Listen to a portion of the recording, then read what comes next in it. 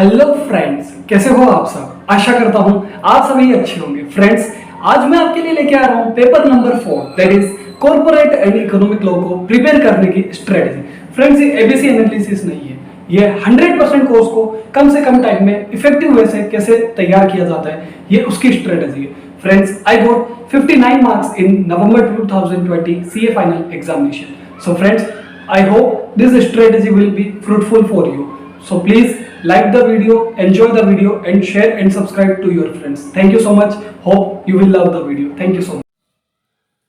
Hello friends, तो चलो बढ़ते हैं हम preparation strategy for CA final examination की ओर।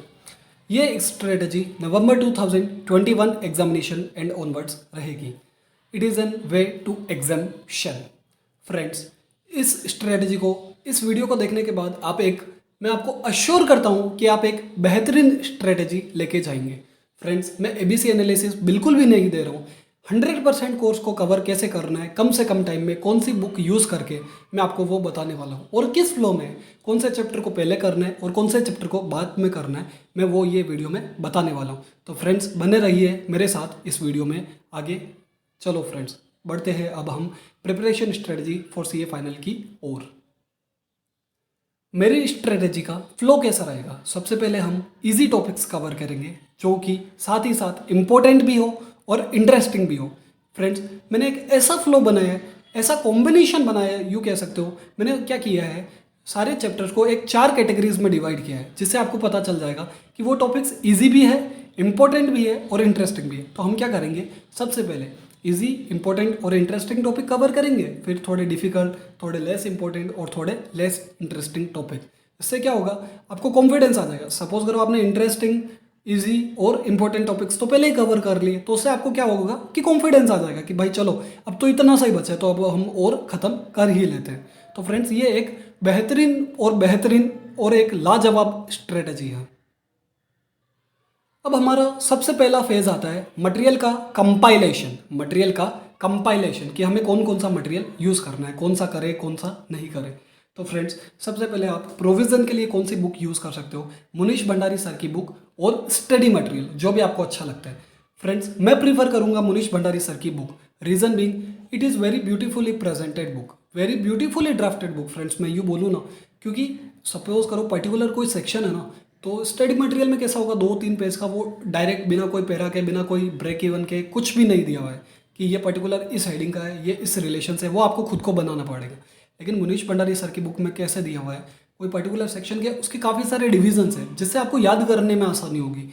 पर्टिकुलर हेडिंग्स है, सेक्शन के अंदर काफ़ी सारी हेडिंग्स है, और उसमें बुक कैसी है, कंसेप्ट है पहले, फिर क्वेश्चन है, कंसेप्ट है क्वेश्चन है, कंसेप्ट है क्वेश्चन है, तो उससे आपकी कंसेप्ट क्लैरिटी बढ़ती है। लेकिन एसएम में कैसा दिया हुआ है कि भाई क्वेश्चंस दे रखे, सपोज करो प्रोविजन दे रखे, फिर क्वेश्चन या तो किसी में एग्जांपल होंगे, लेकिन सारे सेक्शन में नहीं होंगे। लेकिन मुनीश भंडारी सर की बुक में 95 to 98% केसेज में सब में क्वेश्चंस पूछे गए हैं।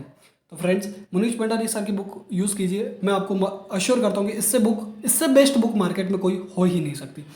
दूसरी आप बुक करनी है, आपको रेफर पंकज गर्ग सर की स्कैनर बुक। वो किन किन चैप्टर्स में मुनीश भंडारी सर की बुक करनी है और किन किन चैप्टर्स में पंकज गर्ग सर की स्कैनर की बुक यूज़ करनी है, वो मैं आपको आगे बताने वाला हूँ। और आपको क्या करना है, RTP MTP past question paper का कंपाइलेशन करना है, एटलीस्ट 3 अटेम्प्ट्स का। रीज़न क्या है फ्रेंड्स इसका? देखो फ्रेंड्स, मैं हमेशा रिकॉल में मानता हूँ, रिविजन में नहीं मानता, रिकॉल में मानता हूँ। क्यों? देखो, एग्जाम में हम क्या करते हैं, क्वेश्चन अटेंड करने के लिए हम रिकॉल करते हैं कोई भी प्रोविज़न।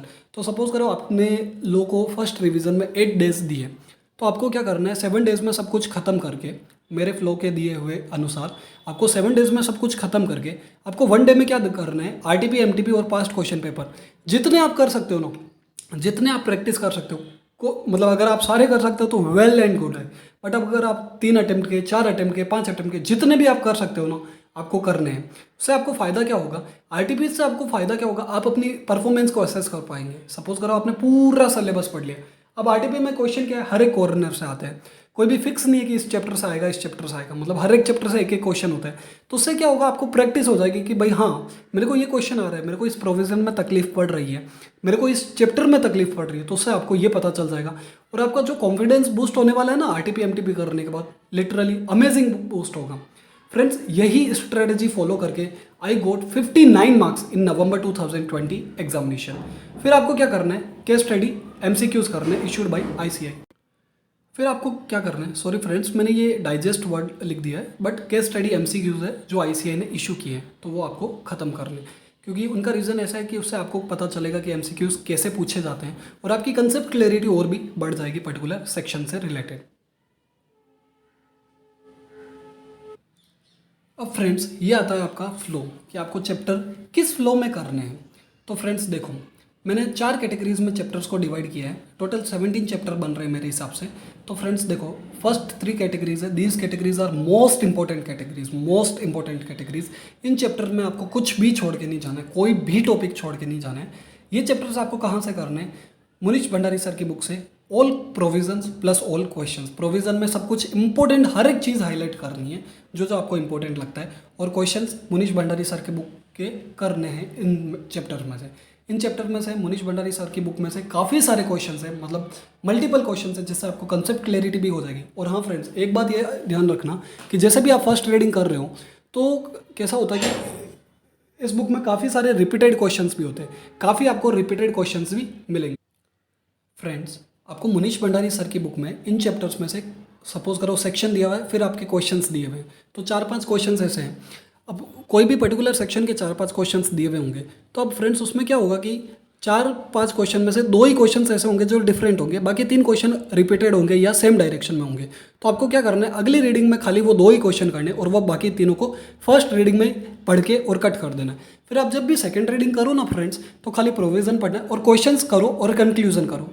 वापस प्रोविजन पढ़ने की कोई ज़रूरत नहीं है, क्वेश्चंस की सिचुएशन समझो और खुद को आंसर करो या उसका डायरेक्टली कंक्लूजन रीड करो। इससे आपका क्या होगा, टाइम भी सेव होगा, आपका 100% कोर्स भी कवरेज हो जाएगा और आपको पता चलेगा कि हाँ भाई हमको ये कंक्लूजन करना है। क्योंकि फ्रेंड्स लॉ में सबसे इंपॉर्टेंट कंक्लूजन ही है, इसकी भी मैं आगे आपको बात करने वाला हूँ।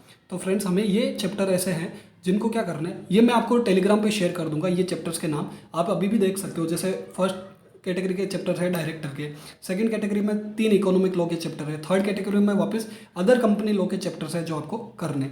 ये आपको क्या करना है, पहले फर्स्ट सेकंड थर्ड चैप्टर खत्म करना है, फिर एफसीआर है, पीएमएल है और आईबीसी खत्म करना है, फिर थर्ड कैटेगरी के टॉपिक्स खत्म करने। वो भी कैसे, प्रोविजन और क्वेश्चन दोनों के दोनों आपको मनीष भंडारी सर की बुक से खत्म करने। फिर आती है फोर्थ कैटेगरी। फोर्थ कैटेगरी के टॉपिक्स ऐसे हैं, थोड़े लेस इंटरेस्टिंग भी है, कुछ टॉपिक्स इसमें से डिफिकल्ट भी है क्योंकि याद नहीं हो रहे थे वो टॉपिक्स, तो इसीलिए मैंने इसको इस कैटेगरी में डाला है। और थोड़े लेंदी भी है बट इतने इंपॉर्टेंट भी नहीं है, कभी कभी पूछ ले ऐसे तो पूछ भी लेती है, लेकिन हमको छोड़ के नहीं जाना है। तो अब हम इसको किस तरीके से करें, हमको क्या करना है, पंकज गर्ग सर की स्कैनर की बुक आती है, हमको ये टॉपिक्स उसमें से ख़त्म कर लेने। अब कैसे करने ये टॉपिक्स, उनमें क्या होता है कि RTP MTP past question paper और एसएन के सारे क्वेश्चंस इन चैप्टर के दिए हुए होते हैं, उतना कर लो बहुत है। क्योंकि जनरली फ्रेंड्स क्या होता है कि ये सब चैप्टर हम छोड़ के ही जाते हैं, तो उससे बेटर है कि हम एटलीस्ट क्वेश्चंस तो करके चले जाएं। तो हम इससे क्या होगा, देखो क्वेश्चंस में सब कुछ आपका कवर हो जाएगा, ऐसा नहीं होगा कि कवर नहीं होगा। और इनमें कैसा होता है कि पुराने पास्ट ईयर के एग्जाम के क्वेश्चन पेपर या इनमें से ही पूछा जाता है। तो फ्रेंड्स ये ही तरीका बेस्ट रहेगा कि आप क्या करो कि मुनीश भंडारी सर की बुक से ये रेफर कर लो और ये 7-8 चैप्टर जो है जो भी है पंकज गर्ग सर की स्कैनर की बुक से रेफर कर लो।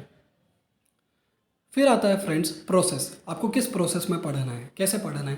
पहले तो आप कंप्रेहेंसिव स्टडी करो एज पर द फ्लो जो मैंने आपको बताया है। पहले फर्स्ट कैटेगरी के चैप्टर करो, फिर सेकंड कैटेगरी के, फिर थर्ड कैटेगरी के एंड फिर फोर्थ कैटेगरी के।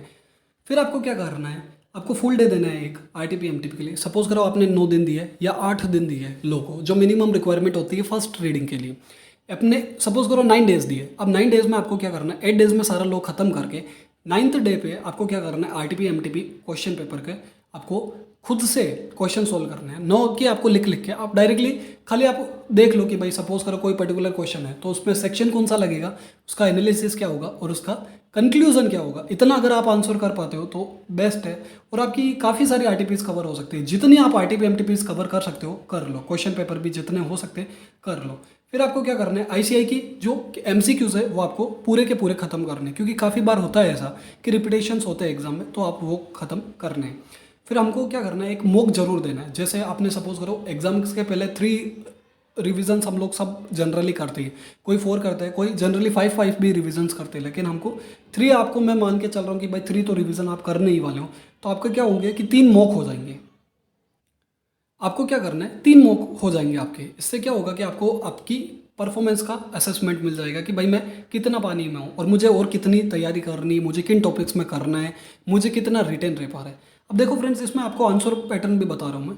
आंसर पैटर्न नो डाउट मैंने इतना डिटेल में नहीं बताया है, लेकिन जनरली यही आंसर पैटर्न होता है। ये एक हेडिंग्स है जो मतलब आपको इस सीक्वेंस में आंसर को लिखना है। ये हेडिंग्स आपको एग्जाम में मेंशन नहीं करनी है। आपको क्या करना है, सबसे पहले आपने प्रोविजन लिखा, पर्टिकुलर सेक्शन लिख दिया कि भाई इस पर, अगर आपको सेक्शन याद रहता है तो वेल एंड गुड। सेक्शन याद करने की कोई भी ज़रूरत नहीं है, हमको कंटेंट मजबूत होना चाहिए हमारा। सेक्शन मजबूत नहीं होना का तो चलेगा, सेक्शन गलत कोट करके आओगे तो आपके मार्क्स कटने वाले हैं। तो उससे बेटर कि सेक्शन पे फोकस मत करो।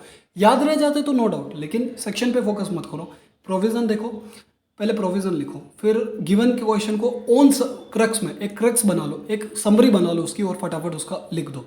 फिर कोरिलेट करना है गिवन सिचुएशन को प्रोविजन के साथ और उसका फिर कंक्लूजन देना है। तो ये हमारा आंसर पैटर्न रहेगा। तो फ्रेंड्स, मैंने आपको इसमें आंसर पैटर्न बता दिया, मैंने आपको इसमें प्रोसेस बता दी, मैंने आपको कैटेगरीज बता दी कि किस फ्लो में आपको करना है और मेरी कौन कौन सी बुक यूज़ करनी है। तो फ्रेंड्स, अगर आपको ये वीडियो पसंद आता है और अगर आपको ये स्ट्रेटजी पसंद आती है तो ज़रूर कमेंट बॉक्स में बताइए।